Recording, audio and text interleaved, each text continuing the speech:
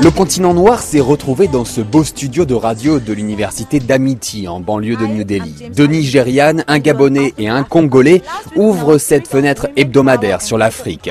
L'émission Outlook Africa parle aujourd'hui de la place de la femme dans la société africaine, de son émancipation et de ses combats, et des similarités avec le quotidien des Indiennes. Un moyen d'expliquer l'Afrique aux Indiens et une pédagogie devenue indispensable, comme l'explique le Congolais Richie Lontolungu, créateur et animateur de cette émission.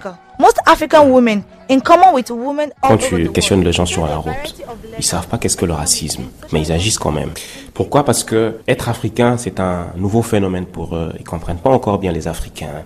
Je pense que c'est surtout dû à un choc des cultures. Alors je me disais que l'essentiel, c'était de créer des moyens de communication. Avec Outlook Africa, par exemple, les Indiens, ils ont le temps d'explorer l'Africain, de comprendre l'Africain.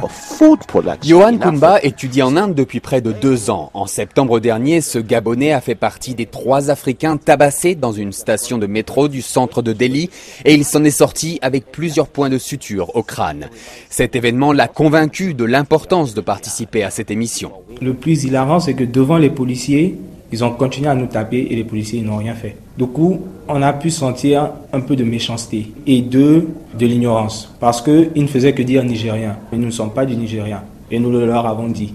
Et pour que ça n'arrive plus, on a encore un peu plus de motivation en faisant le show parce qu'on se dit les Indiens pourront aller parler à leurs parents. Ceux qui voudront vraiment entendre le show pourraient être un peu informés.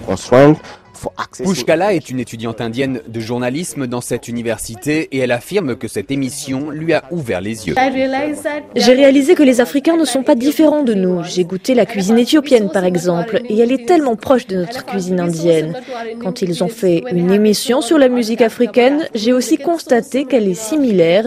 Nous avons des cultures si proches et malgré cela, nous ne nous comprenons pas.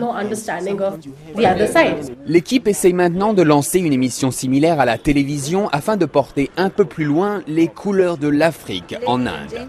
Sébastien Farsi, New Delhi, RFI.